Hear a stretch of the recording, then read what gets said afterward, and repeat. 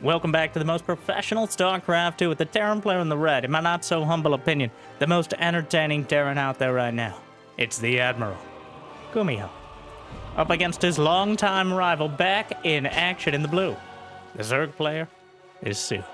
A best of 3, Zerg versus Terran. And if you're paying attention to the minimap instead of their beautiful faces, you'll realize that there are 6 Zerglings on the way across the map, which means we have a very limited time to beg you for likes, and if you haven't made it there yet, subscribe. Jimmy, what are we at? 1,322 likes, one more than yesterday, as is so important, the number going up. 1,322, and I'll cast another series. And I'll probably do it anyways, but thank you for watching. Hopefully you've had a good day so far, and hopefully it's about to get just a little bit better. Sue not willing to let GuMiho go about his business, as GuMiho's business is good lately, and letting him go about whatever plan he prepared for this series is probably not in his best interest. So the first Zerglings get in, delay the command center, kill one Marine, another one badly bruised, but the SCVs to block it out. The SCV bodyguards on the Marine, the Reapers finally come back home.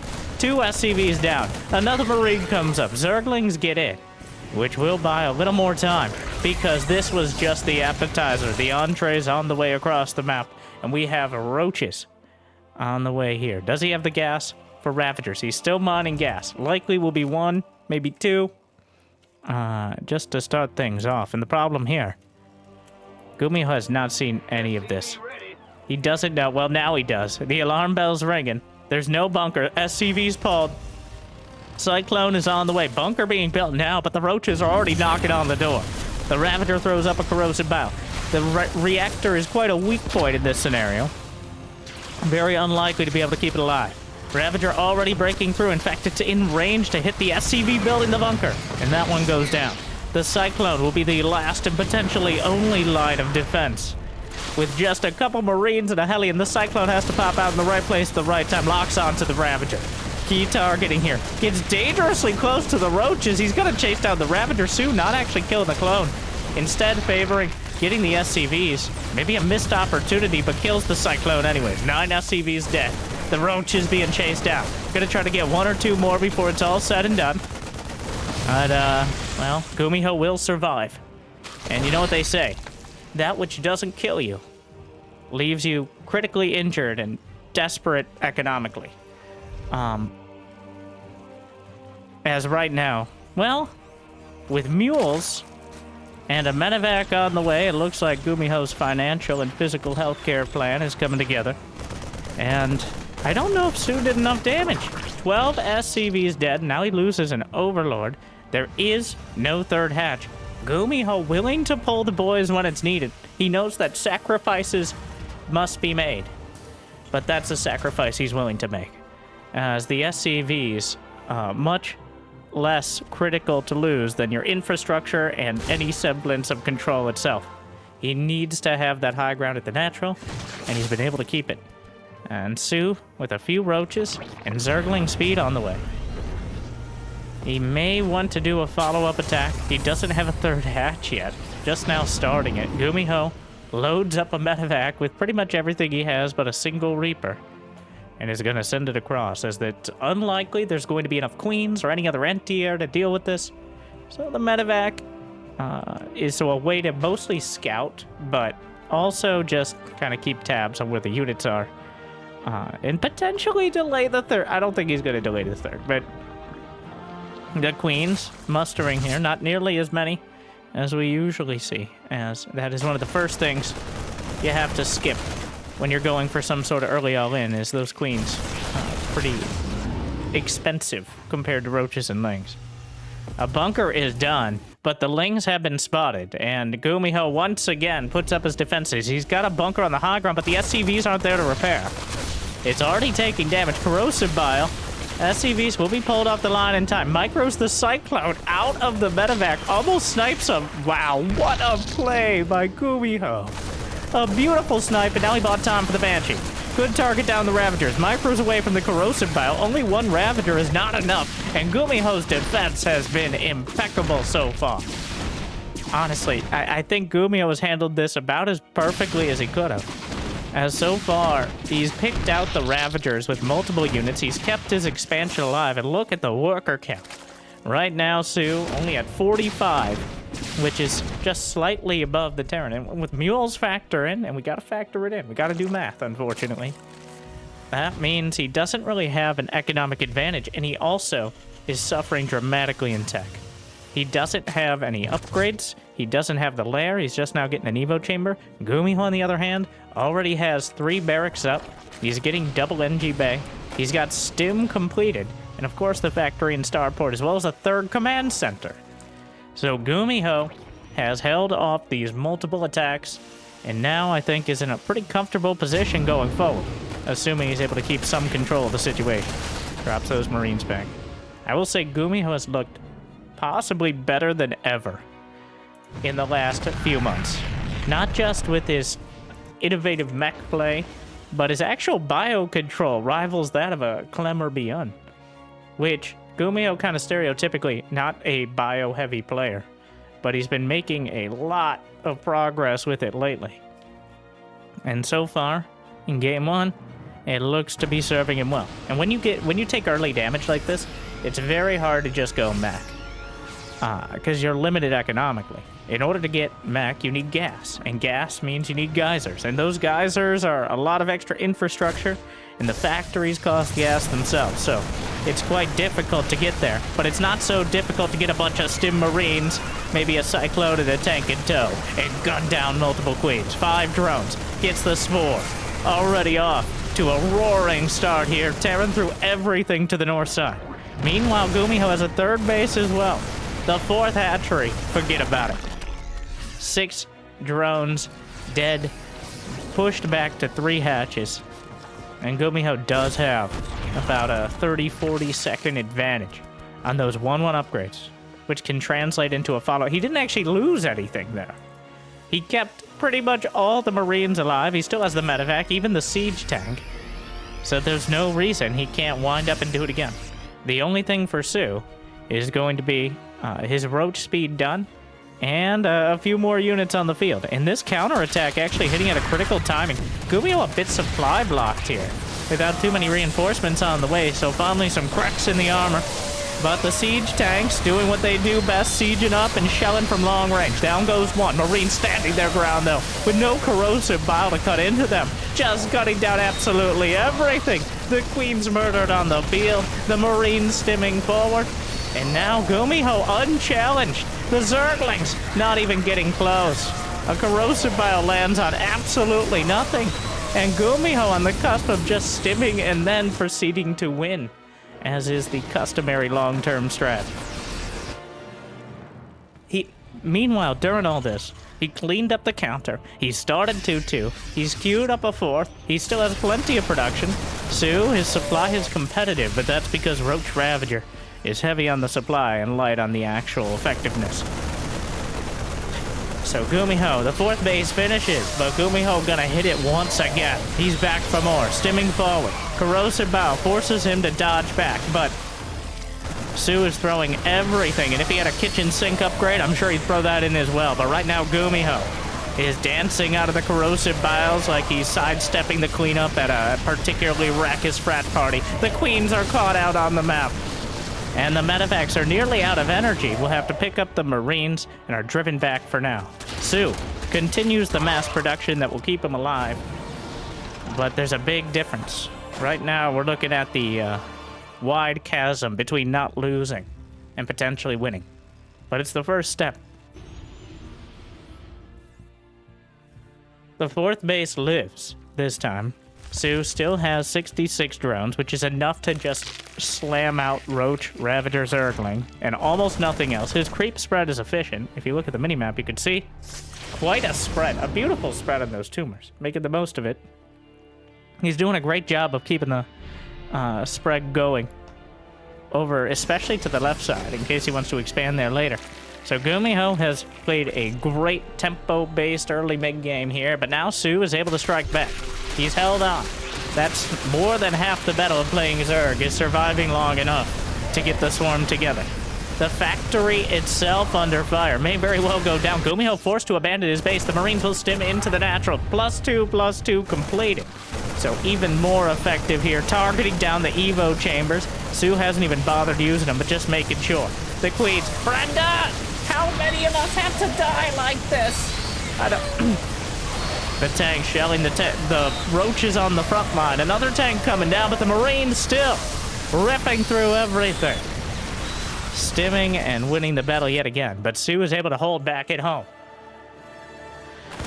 Marines. One medevac anchoring some of the Roach Ravager back.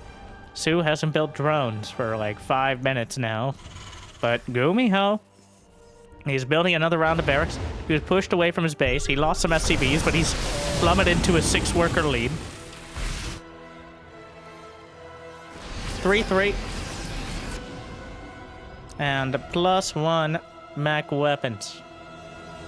Oh, +1 mech weapons is completed. And now we got 3 more barracks and 3 infantry weapons and armor on the way. Sue has been sitting on this lair tech for most of the game now. The Marines actually take a couple hits from the corrosive bile as the drop moves into the 4th. Siege tank helping to provide cover fire, but the Marines are starting to thin out here. The Marine drop to the north side will take out the entirety of the 4th base. Both sides taking heavy losses at the front. The drop will take out the 4th, and the drones with it. And as the Ravagers thin out, the medevac count now almost as high as the Marines. Medevacs for all here. But, well, a lot of those Ravagers badly bruised. The boys are pulled off the line yet again. Pulled into battle, but that allows the Marines to focus their fire and knock out the Ravagers. And now, finally, with the mules dropping, the supply gap widening, the upgrades completing, GuMiho is bringing together all the pieces of the puzzle to solve game number 1.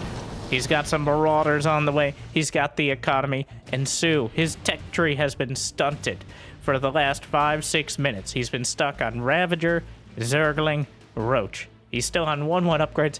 I don't even know if he has Evo chambers anymore. He's just hoping that GuMiho makes a mistake. But right now, all he has are happy little accidents. GuMiho scans forward. It's all over but the Violin now. 3-3 about to complete. Not that he needs it. A 4 upgrade advantage makes these Marines almost insurmountable.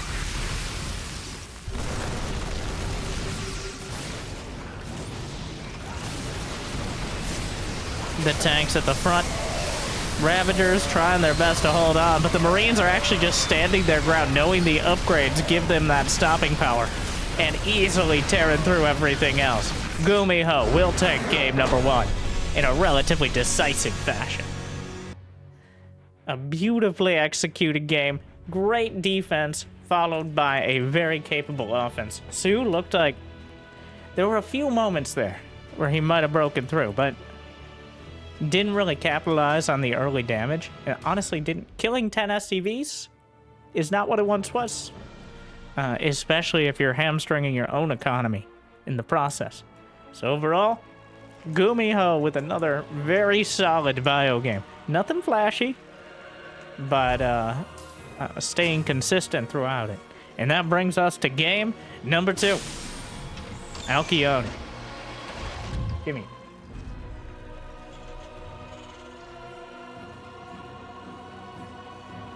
GuMiho opting for the 2 racks. Probably a 3-per build to start things off. Sue, no early pull this time. I think the early Roach Horn had legs. Not literally, the Roaches have legs, literally, but I think the build had potential. But GuMiho handled it really well. And Sue's priorities, like, there were moments he could have killed that first Cyclone, could have gone for the army and set himself up for a follow-up. But these are impossible decisions. These are decisions you have to make instantaneously. And Sue decided he was focused on killing the SCVs and limiting the economy, which can certainly set you up for a lead later on. But it's a bit, if you do that, you're dependent on them not controlling their units particularly well. Because Terran units are just, oh my god. as we're seeing here, Terran units are almost infinitely microable. But for every move you can make that's going to put you in a good position, you can take a tiny step and fall flat on your face, crashing and burning. Sometimes literally. So that is why most players, I think, will focus on limiting the Terran economy. Because if you know they only have so many units, you can usually counter them. But GuMiho has shifted from a macro to a micro Terran. Well, actually both at this stage. That makes him an order of magnitude more dangerous. Brenda, are they just hitting our head? How is this fair? Karen, that's... They get to... Reapers fly more than us nowadays, Susan. I know it's a little depressing, but we should report them for worker harassment. Karen, this is a Blizzard game. They don't care about that. GuMiho with the Reapers at the Watchtower. He actually went for 5. The Pento Reaper opener.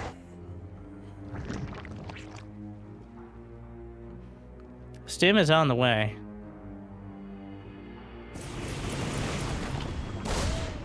We got 5 Reapers. Get out there, Karen! Oh, no. 5 Reapers still enough to threaten the Queens, especially if he's able to isolate. Oh my god! Oh my god! And the heal! GuMiho's Reaper micro on point here. But Sue does have plenty of drones. Sue is absorbing this. He's got the drones. GuMiho has delayed his follow-up a bit by building those extra 2 Reapers.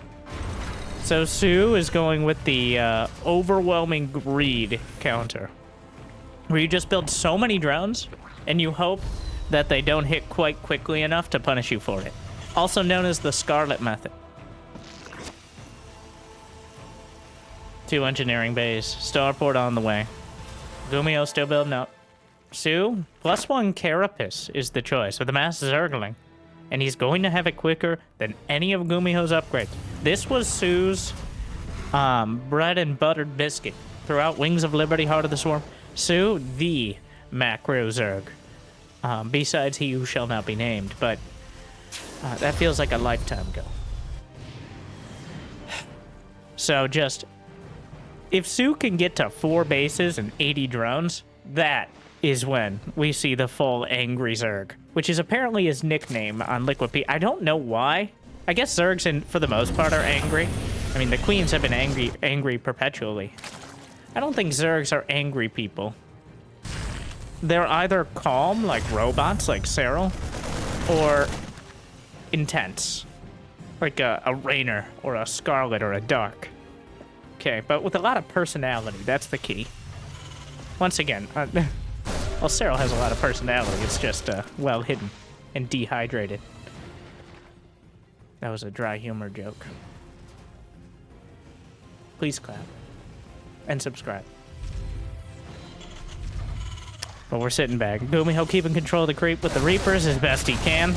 And the Queens, the whole convention together.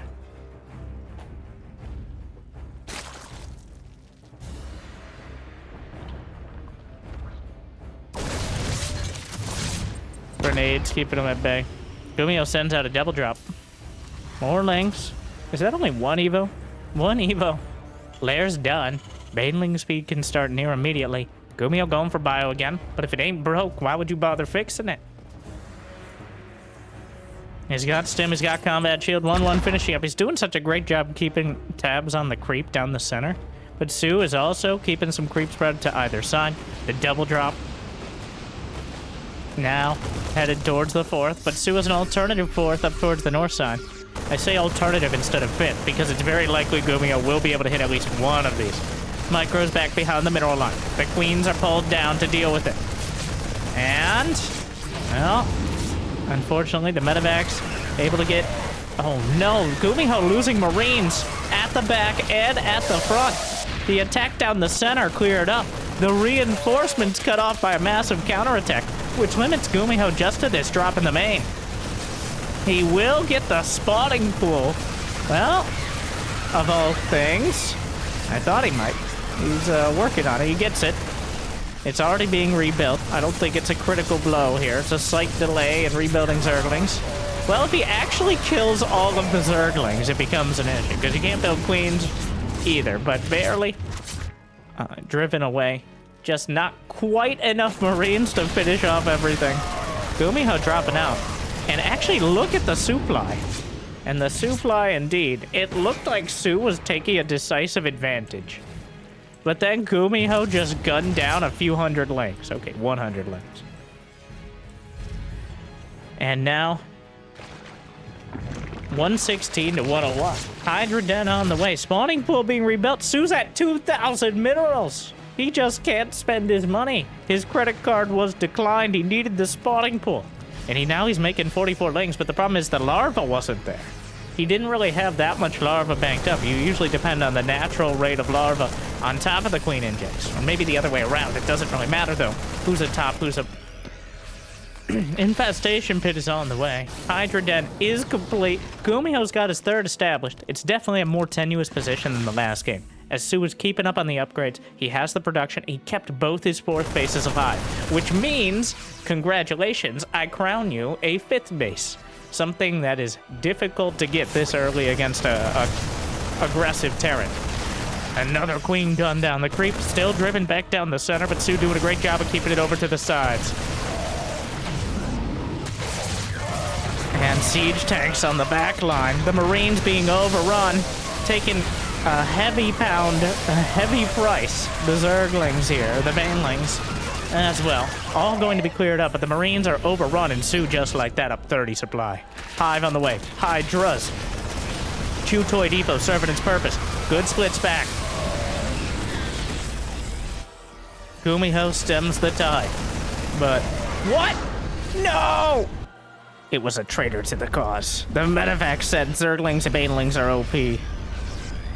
Unfortunately, GuMiho did actually gun down his own medevac. I don't know what that's all about.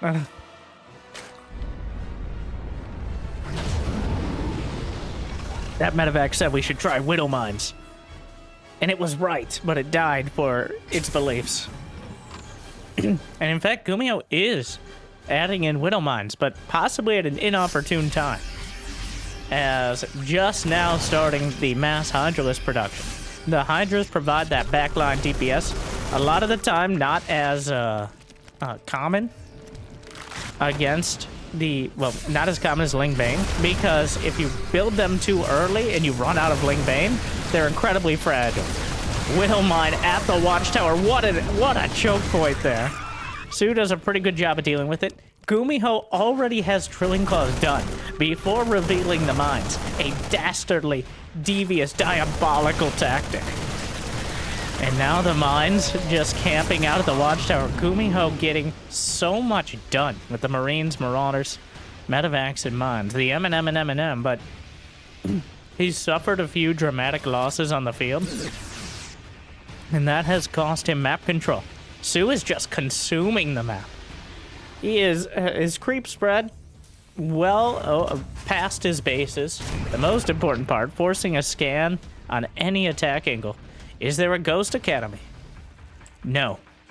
Now, Hive Tech is on the way. Su, Adrenal Glands, no Lurker Den, no Ultralisk Cavern, no Greater Spire. Which means that ghosts are not as obligatory as they might be against some of the other potential Zerg endgame compositions. Su, there's no base here. How are you gonna get in? Su is currently on the DLC mining only side of the map, where you can only get through via either taking down the rocks or mining out the minerals, so was setting up a nice flank over there. There's still the Widow Mines. Oh no, in the center of the map, more Widow Mines across the front line. And the siege tank is body blocking through the Watchtower. And GuMiho taking an incredible fight. But the Hydras are helping break through on the back. The Widow Mine's doing a great job of blunting the effect of those frontline Lings and Banes. 116 Lings are in production. So, I was like, I feel like the supply should have dipped more than that. You look up to the production tab and triple-digit Zerglings. You don't let Su get 80 drones. You need to stall him out. GuMiho may think he's taking good fights, but Su doesn't care how many lings he loses, as long as he has more left at the end. It's about how many you have to replace them, and the lings are overrunning the field. There are just so many of them. We cannot get out. They are coming. The Hydras providing that backline DPS. There's no more factory units as force multipliers, and GuMiho's supply is crumbling. He's got a small medevac drop, but Su, at 80 drones, is able to put so many lings on the field. There is no stopping them. He loses 400, but he survives with enough. Wow. Su with a classical, just vintage macro Zerg play. And GuMiho gets run over. I don't think GuMiho was playing poorly. The Widow Mines, well, good. Don't really have the long-term stopping power of the siege tank, as many players have discovered recently. I think the switch into them as the Hydras were coming out kind of backfired against GuMiho, despite the massive hits. But also Su. Wow. I don't know.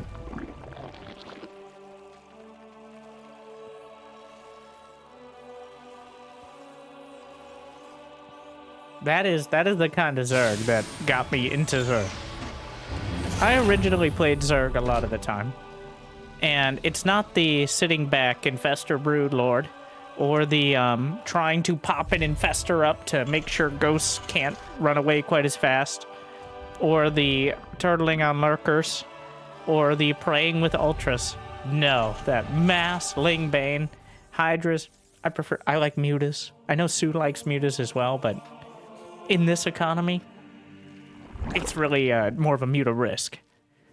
So Hydras will have to step in, but still that mass Lingbane. And GuMiho's adherence to these principles of not going for that turtle Terran, but instead staying very active on the map. I appreciate it, but I think it did backfire here a bit. As it relies on everything going well, because if one step of the process falters, then the Zerg starts streaming through. We'll see. So it is game 3. We're on Dynasty, which I'm kind of surprised to see in a best of 3 Terran versus Zerg, because this map has over a 70% win rate for Terran in the relatively few ZVT games. Because almost every Zerg vetoes it in any series that they're capable of doing so. So we'll see if Su has something special in store to kind of counteract the fact that Terran gets a gold base for their third, or natural. Whereas it's almost impossible to defend yours against Terran units.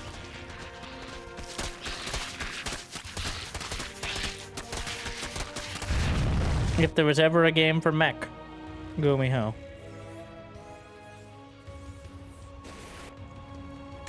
Thing is, I don't think, that was just a great game.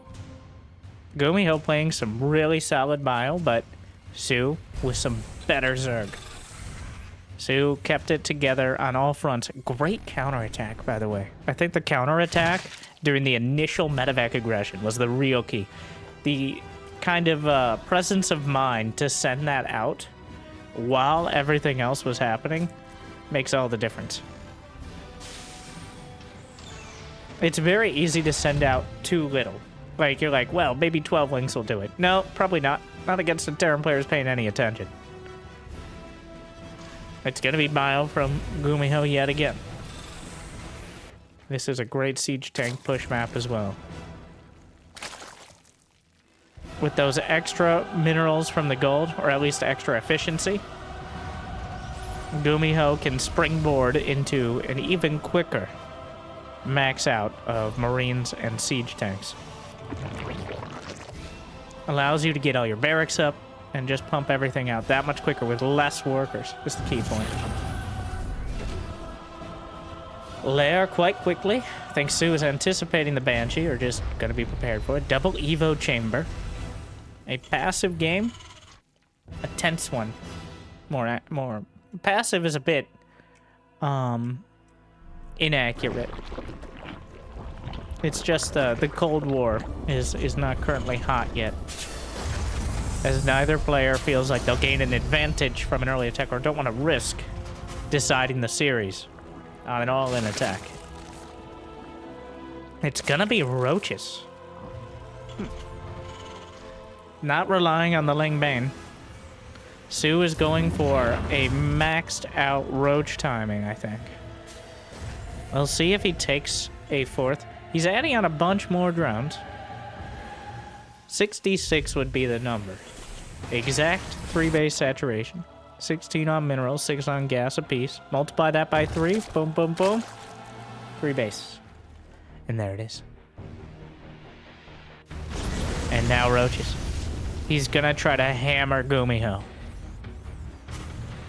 If he has enough Roach Ravager, he can deny the gold minerals. You know, Dropper Lords might be an option as well. Sue, wow, he put 1 drone into the hatchery at the 4th and built 1 more drone. So, in case you were wondering if it's intentional, that number 66, well, he's executed drone number 66. And now the roaches are in production. GuMiho, though, has a ton of production himself. And Sue gets supply blocked a little bit by an Overseer dying. GuMiho, with that gold base, is able to pump out... What is going on here? Oh, the rocks. Wow. Why are there rocks everywhere, Brenda? Because Terran is only 1 letter off from Terran, so it clearly has a Terran bias. Karen, what did we tell you about being racist? We all hate the Terrans, but you can't say it like that. I don't... Double medevac drop. Wow, Sue's creep spread is incredible. He's really efficient with it too. Like that single, there's something, it's so minimal. Which means the queens have as much energy as possible for transfuse and still gets the job done. Alright. By the time the creep tumor comes off cooldown, it's spread almost to the max radius nowadays, so. Wow, 177 supply. That siege tank on the high ground. GuMiho's starting to, I think, feel the pinch a bit here.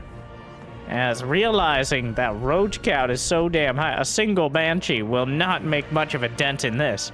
A 4th command center, planetary on the way, but Sue's not looking to let that happen. The Marines don't have combat shield, and that's problematic at this stage. That 10 extra HP makes all the difference in this sort of engagement. A wave of corrosive bile gets a medevac with it. The SCVs waiting to repair the planetary. The queens! Get off my queen! The queens have come up to help deal with the Banshee, and Sue pushes forward. The command center will barely survive. GuMiho down 80 supply. He loses 15 SCVs alongside this. Sue has no follow-up, but he may not need it. The queens are marching forward. They can't transfuse, but they do provide some anti-air, and some is so much better than none right now. Falls back even further. The boys have to be pulled, and the queens are still marching forward. Another siege tank filed down, but the choke point, GuMiho starting to turn the tide. 11 SCVs were thrown onto the altar, and now, well, a single tank is saved. The natural is overrun. The roaches are coming. Sue.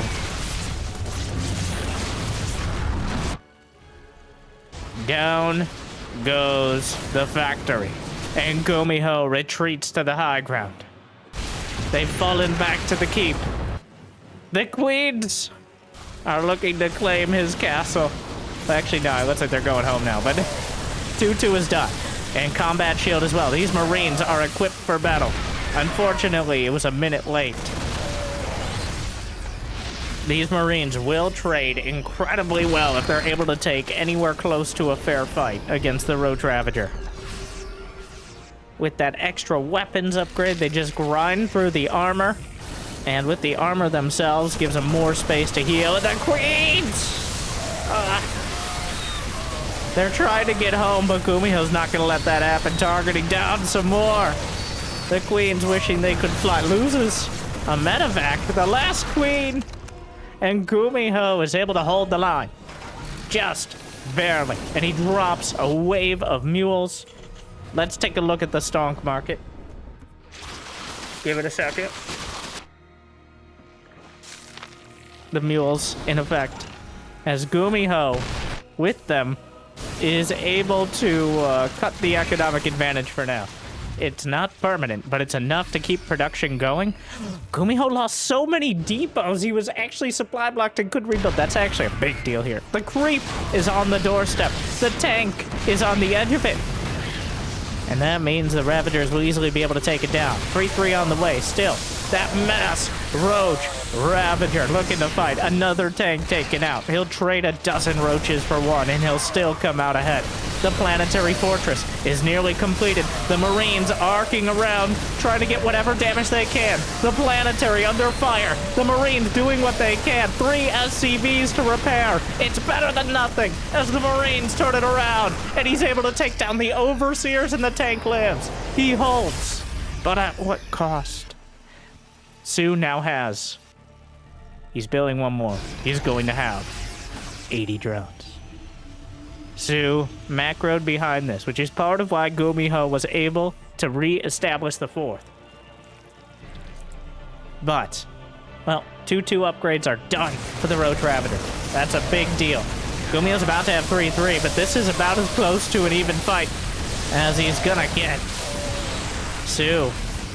Roach Ravager just does not stack up against the Marine Marauder. Even with those similar upgrades, Sue managed to take the gold. As soon as he pinned GuMiho back at his base, he took the gold. He knows that GuMiho is hard-pressed to send anything out. And GuMiho knows the same. He's desperate to get a drop out there, but he just can't. Meanwhile, medevac, collateral damage with the corrosive biles. GuMiho. Those Roaches and Ravagers caught between a rock and a hard place here.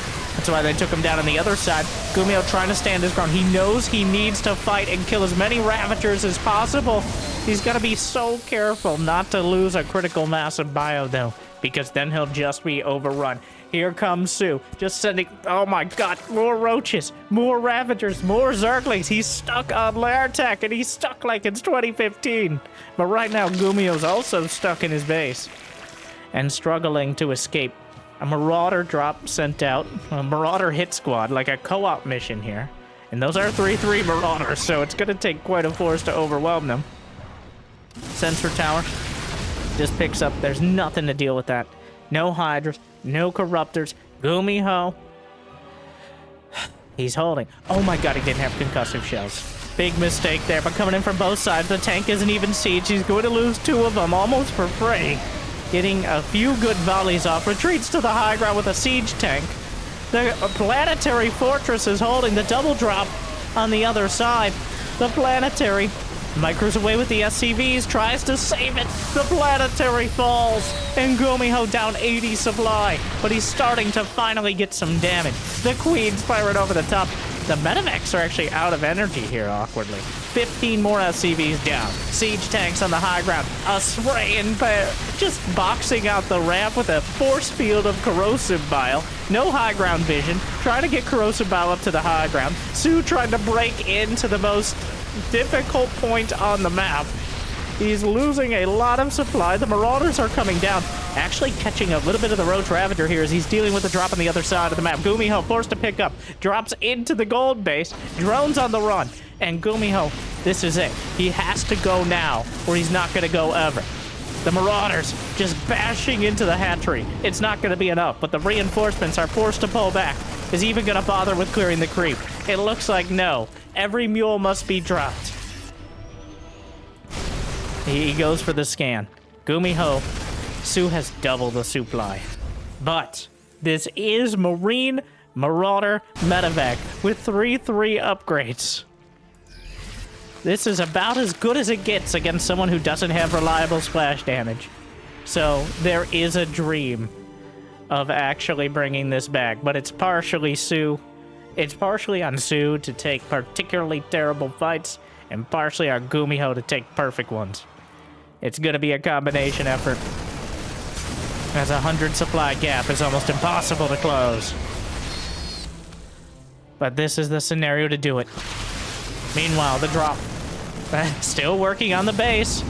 Corrosive Bile, not gonna do it. GuMiho may go for the full-on base trade with siege tanks on the high ground. Unfortunately, there are no siege tanks on the high ground. One finally pops out. Sue, going to trade it out. Here we go. Everything in the medevacs he can pick up and head to the main. GuMiho's natural going to be overrun. He's rallying to the low ground of all places.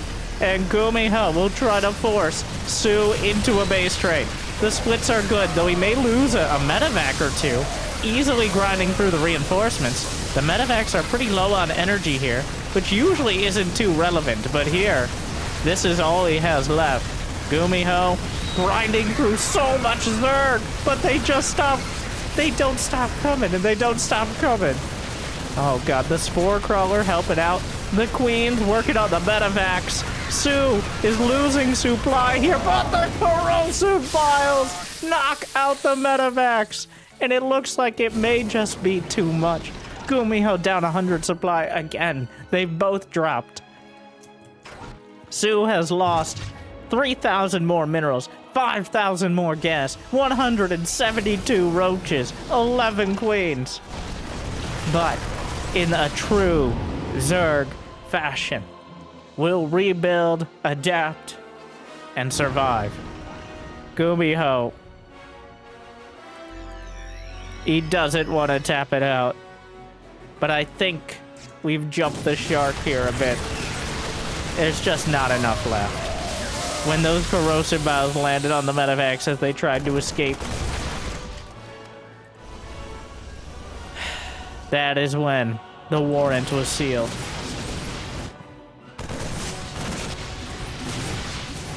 A Marauder drop attempted. Still so good. Sue still doesn't have a hive. GuMiho is on borrowed time and minerals. He's actually out of minerals. He's lifting his orbitals. He's fighting with everything and then some.